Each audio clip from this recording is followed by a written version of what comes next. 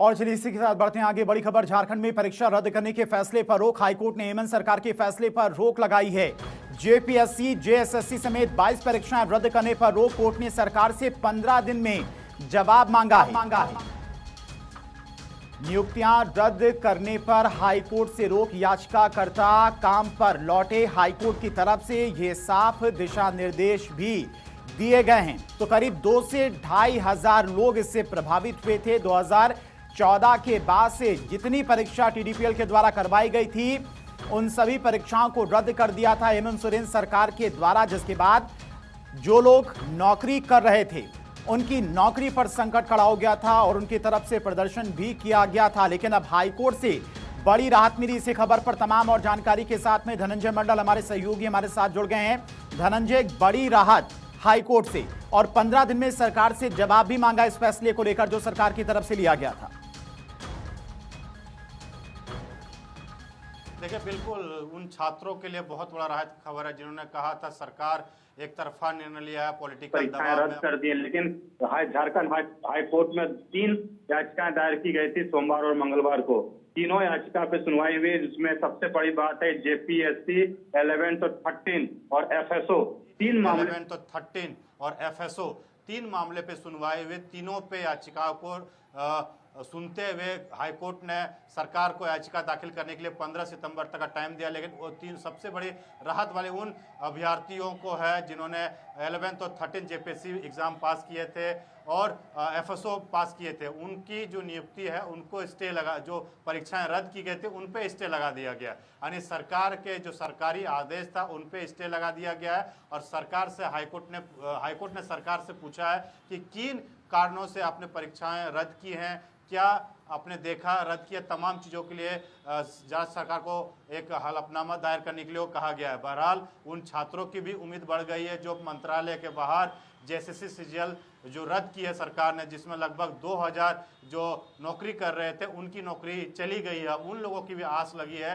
कि जब जेपीएससी को हाई कोर्ट रोक लगा सकती है तो हम लोग को भी झारखंड सरकार के खिलाफ जाके हाई कोर्ट से रोक लगाएंगे। क्योंकि जेपीएससी ऐसा मुद्दा रहा है, हर सरकार के हाथ जले हैं, हर सरकार ने कहीं ना कहीं पैंच फंसा है, चाहे किसी भी सरकार हो। जितने भी जेपीएससी हुए हैं 14 जेपीएससी में जहां तक हमेशा विवादों में गिरा रहा है। या तो परीक्षाएं हाईकोर्ट के माध्यम से लिए गए हैं या तो नियुक्तियां हाईकोर्ट सुप्रीम कोर्ट तक जाके लोगों को लड़ना पड़ा है। तो अब बहरहाल जिस तरह से हाईकोर्ट ने दोपहर के बाद जैसे सुनवाई करने के बाद जब छात्र वहां मौजूद थे, एक तरफ छात्र रो रहे थे और एक आस थी जब हाईकोर्ट में अवधेश कुमार और सोनम कुमारी की जो याचिका दायर किया गया था उनकी याचिका पे सुनवाई करते हुए मोहर लगा दी, उन्होंने स्टे लगा दिया। उनमें एक आत्मविश्वास भर गया था कि हमने एग्जाम, अपने कॉम्पिटिटिव एग्जाम को पास किया है, हमने तैयारी की है, मेहनत करके पास किया है। सरकार हमारे जो पास किया उस पर आनन फानन में पॉलिटिकल दबाव हो या छात्रों के दबाव पे ये रद्द नहीं कर सकती है।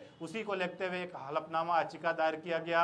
याचिका सुनते हुए ऑनरेबल कोर्ट ने इस पे सरकार के आदेश, झारखंड सरकार के आदेश पर रोक लगा दिया। अब उन लोगों को काफ़ी बड़ी राहत है। लेकिन इसमें सबसे बड़ी बात है लगभग 500 लोगों की जो नौकरियां हैं वो बच जाएगी। अभी कंफर्मेशन थोड़ी देर में आ जाएगी कितने लोगों की, कि एफएसओ में लगभग 84 के आसपास नौकरियां थी और 386 के आसपास जेपीएससी का था। तो अब बहरहाल थोड़ी देर में आंकड़ा भी आ जाएगा कितने लोगों की नौकरियां इसमें बचेगी हाईकोर्ट में रोक लगाने से। ये भी थोड़ा सा जानना पड़ेगा कि हाईकोर्ट ने किन किन बिंदुओं पर सुनवाई की। थोड़ी देर बाद उसकी पे भी निष्कर्ष निकल जाएगा कि जो सरकार के आदेश थे उसमें जिनकी नौकरियां चली गई थी, क्या उन नौकरियों को फिर से वो ज्वाइनिंग करके नौकरी पे जा सकेंगे या फिर 15 तारीख तक वेट करना पड़ेगा सरकार के हलफनामे जमा करने के बाद जब फाइनल सुनवाई होगी तब उन लोगों की पुनः स्थापित होगा। तमाम चीज़ें जब कोर्ट का पूरा डिक्लेरेशन आएगा तो ये समझ में आ पाएगा। लेकिन अभी सबसे बड़ी राहत वाली खबर उन छात्रों का जो लेकिन धनंजय,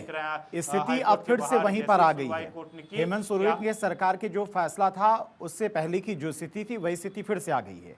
परीक्षा रद्द करने का फैसला छात्रों के दबाव ने सरकार ने लिया था, छात्रों की मांग थी, जिसके बाद सरकार ने 4 घंटे कैबिनेट की बैठक की और उसके बाद सभी परीक्षाओं को रद्द करने का फैसला किया। लेकिन उसके बाद दूसरे गुट के छात्रों के द्वारा जो लोग 2014 के बाद में तमाम परीक्षाएं देकर पास हुए थे, नौकरियां कर रहे थे, उनकी तरफ से प्रदर्शन किया गया। हाईकोर्ट गए, हाईकोर्ट से सभी परीक्षाओं को रद्द करने का फैसला जो था उस पर रोक लगा दी गई। लेकिन अब उन छात्रों का क्या जिन्होंने पिछले 1 महीने तक प्रदर्शन किया था, परीक्षा को रद्द करने की मांग रखी थी सरकार के सामने, पूरे मामले की जांच की मांग रखी थी।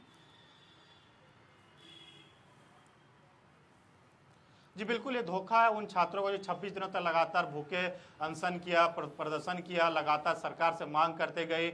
अब वही छात्रों का भी डर था, जब छात्र आंदोलन समाप्त कर रहे थे उन्होंने साफ साफ कहा था कि सरकार ने तो आदेश रद्द कर दिया, अब हाईकोर्ट में जब जाएंगे तो सरकार का पक्ष क्या होता वो देखने वाली बात होगी। क्या हमारे पक्ष में, छात्रों के पक्ष में, यानी छात्रों के पक्ष में सरकार खड़ी होती है या फिर वॉकआउट कर जाती है। तो मामला वहीं फंस गया, यानी सरकार के द्वारा उन छात्रों जो प्रदर्शन कर रहे थे उसको लॉलीपॉप दे दिया गया कि हमें छात्र आंदोलन को शांत कराना है तो परीक्षाएं रद्द कर दें, और जो जिनकी नौकरी है उनको भी रद्द कर दिया। तो बहरहाल अब हाईकोर्ट ने सभी मामलों को देखते हुए जो हलफनामा दायर किया था अपना कोर्ट में, जो ऑनरेबल कोर्ट ने वो अपने आदेश को, सरकार के आदेश को रद्द कर दिया है। अब उन छात्रों का क्या रिएक्शन होगा, सबसे बड़ी बात होगा सरकार का क्या रिएक्शन होगा, यहाँ देखने वाली बात होगी। और सरकार के द्वारा क्या हलफनामा दायर किया जाता है, क्या जो कोर्ट में मांगा गया है कि किन कारणों से आपने जो 22 परीक्षाएं रद्द की हैं, टोटल अब देखा जाए 44 है तो 22 परीक्षाएं रद्द की थी और 23 जो थे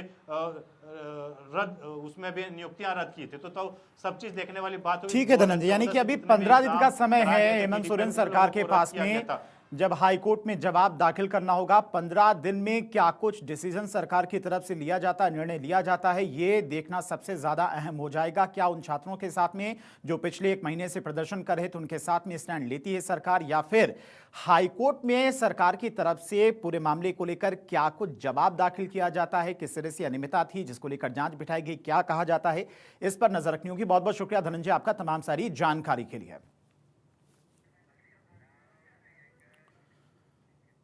बढ़ते आगे, जंतर मंतर प्रदर्शन, सुप्रीम कोर्ट ने उच्च स्तरीय कमेटी बनाई। सुप्रीम कोर्ट ने 5 सदस्यीय कमेटी बनाई। रिटायर्ड जज आर रेड्डी की अगुवाई में कमेटी बनाई गई है और प्रदर्शन के हर पहलू की ये कमेटी जांच करेगी। प्रदर्शन में बल प्रयोग की जांच होगी। तो सुप्रीम कोर्ट की तरफ से इस कमेटी का गठन किया गया है। 5 सदस्यीय कमेटी है।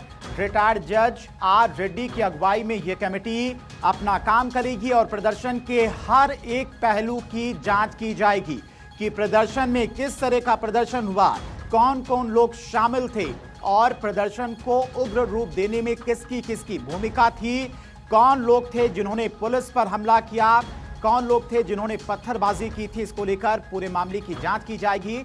5 सदस्यों की कमेटी पूरे मामले की हर एक पहलू से जांच करेगी। लीगल एडिटर सुमित हमारे साथ जुड़ गए इसी खबर पर तमाम और जानकारी के साथ में। सुमित, क्या कुछ और कहा गया है सुप्रीम कोर्ट की तरफ से? लिखित आदेश की कॉपी आई है और इस वक्त भारत 24 पर सुप्रीम कोर्ट के लिखित आदेश की कॉपी मौजूद है, जिसके तहत सुप्रीम कोर्ट के पूर्व जज जस्टिस आर सुभाष रेड्डी की अध्यक्षता में हायर पावर कमेटी का गठन सुप्रीम कोर्ट ने किया है, जो कि जंतर मंतर समेत देश भर के शहरों में जो बीजेपी के प्रोटेस्ट में जो छात्रों का जो प्रोटेस्ट था उसमें जो पुलिस ज्यादतियां हुई थी उसको लेकर जांच करेगी। तो इस हायर पावर कमेटी का गठन जो है वो सुप्रीम कोर्ट ने कर दिया है, क्योंकि जब सुनवाई हुई थी तो सुप्रीम कोर्ट ने कहा था कि हम लिखित आदेश जारी करेंगे। इस कमेटी की अध्यक्षता सुप्रीम कोर्ट के पूर्व जज जस्टिस आर सुभाष रेड्डी करेंगे और इस कमेटी में जो अन्य सदस्य हैं उसमें पंजाब और हरियाणा हाई कोर्ट के पूर्व chief justice Ravi Shankar Jha, Delhi high court के पूर्व चीफ जस्टिस कौर को इसमें शामिल किया गया है। सीबीआई के पूर्व डायरेक्टर ऋषि कुमार शुक्ला और मेघालय हाई कोर्ट के पूर्व डीजीपी आर विश्नोई को इसमें शामिल किया है। सबसे अहम बात है इस सुप्रीम कोर्ट ने जो ऑर्डर किया है इसमें निश्चित तौर पर ये बेहद अहम है। सुप्रीम कोर्ट ने कहा है कि जितने भी सीसीटीवी फुटेज हैं उनको सुरक्षित रखा जाए। विरोध प्रदर्शन के दौरान CCTV footage, drone, body cam और पीसीआर कॉल रिकॉर्ड को सुरक्षित रखने का सुप्रीम कोर्ट ने आदेश दिया है। ये जो तमाम रिकॉर्ड हैं ये हायर पावर कमेटी को सौंपी जाएगी ताकि इसकी जांच हो सके। कोर्ट ने यह भी कहा है कि जंतर मंतर पर जो छेड़छाड़ की जो संभावना हुई थी, जो आरोप लगे थे महिला कुछ प्रदर्शनकारियों के उत्पीड़न और छेड़छाड़ के आरोपों की भी जांच ये कमेटी करेगी।